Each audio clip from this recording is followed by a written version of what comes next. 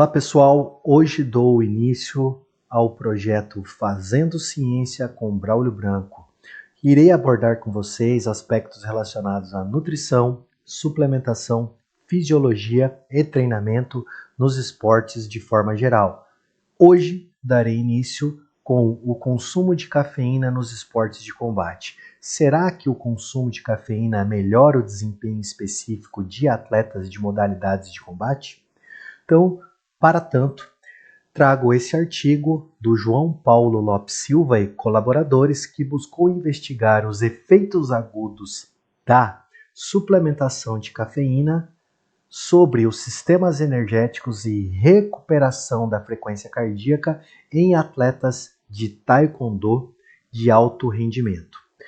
Esse estudo quantificou diferentes variáveis fisiológicas como a frequência cardíaca, o lactato sanguíneo e a contribuição dos sistemas energéticos via consumo direto de oxigênio e as trocas gasosas. Então, a eliminação aqui, a produção de dióxido de carbono.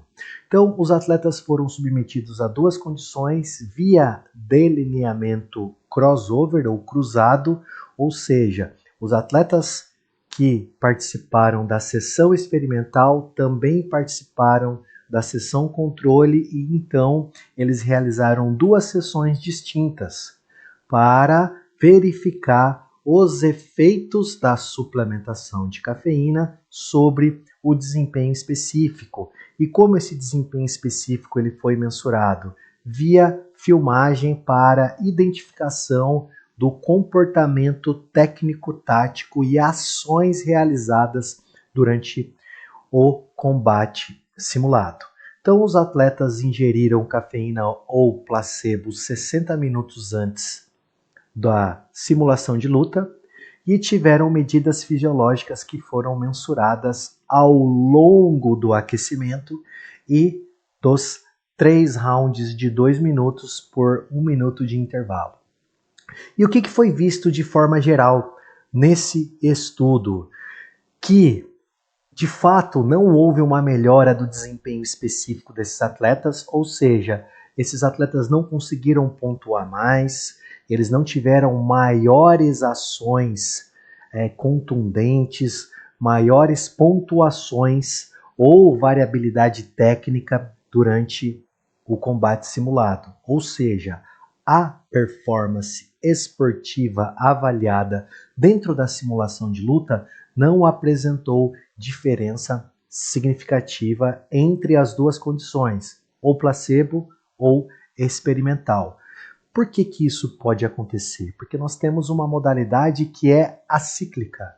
Essa modalidade não segue um comportamento padrão. E nós também temos a condição relacionada à imprevisibilidade, ou seja, esses atletas podem mudar as suas ações, técnicas, sequências, gestos que são realizados durante o combate conforme a necessidade específica ou estilo de luta. Além do estilo de luta, o aspecto tático que pode ter sido implementado por esses atletas durante os rounds.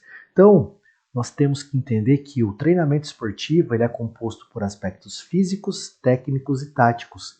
Nós não podemos colocar, por exemplo, dentro de uma modalidade que é acíclica, que envolve aspectos de imprevisibilidade, a relação direta de desempenho esportivo. No entanto, quando nós queremos, por exemplo, aumentar a demanda glicolítica, aumentar a demanda sobre a capacidade anaeróbia, nós podemos implementar esse tipo de suplementação a fim de melhorar o desempenho anaeróbio lático desses atletas.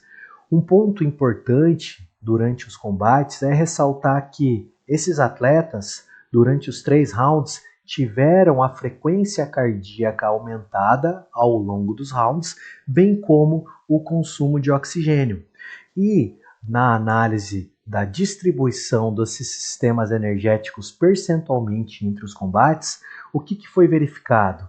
Que a modalidade apresenta como substrato central, como utilização central, o metabolismo oxidativo e, em segundo plano, o metabolismo advindo do sistema ATP-CP e, em terceiro plano, do sistema glicolítico.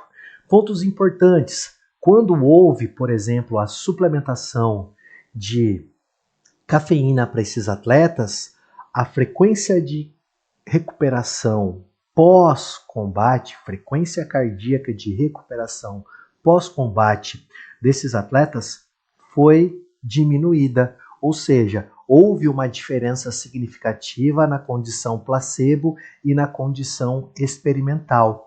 Os atletas que suplementaram naquela sessão daquela luta simulada tiveram uma frequência cardíaca de recuperação mais lenta quando comparado a eles mesmos na condição controle. Então, houve um aumento da demanda simpática, houve uma ativação simpática mais elevada, o que justifica esse delay da recuperação da frequência cardíaca pós-combate. Outro ponto importante é ressaltar que houve um aumento das concentrações de lactato sanguíneo na condição experimental, o que justifica aquele ponto que eu comentei anteriormente sobre o aumento da demanda sobre a via glicolítica, aquela via anaeróbia lática.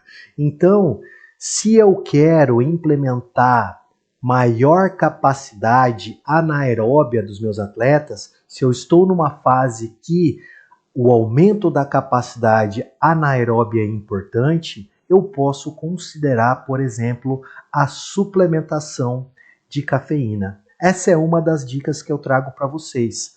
Na próxima semana, eu irei trazer outros aspectos que se referem a testes, que são condições mais controladas, na qual nós vamos poder discutir a aplicabilidade e resultados dentro da suplementação com cafeína nos esportes de combate.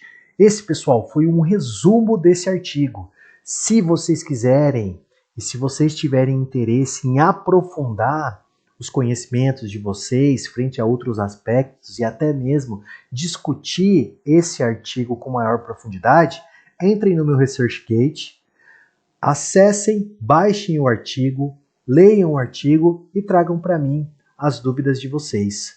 Então, pontos importantes. Será que com os resultados desse estudo eu devo ou não devo suplementar a cafeína nos esportes de combate? Lembrando que o desempenho específico não se alterou, ou seja, não houve aumento da variabilidade técnico-tática, ações de pontuação, enfim, nesse sentido não foi observada diferença significativa. Agora fica uma pergunta para vocês que na próxima semana eu responderei.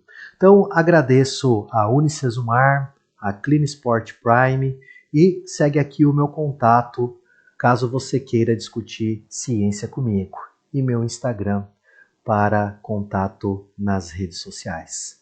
Um grande abraço e até a próxima.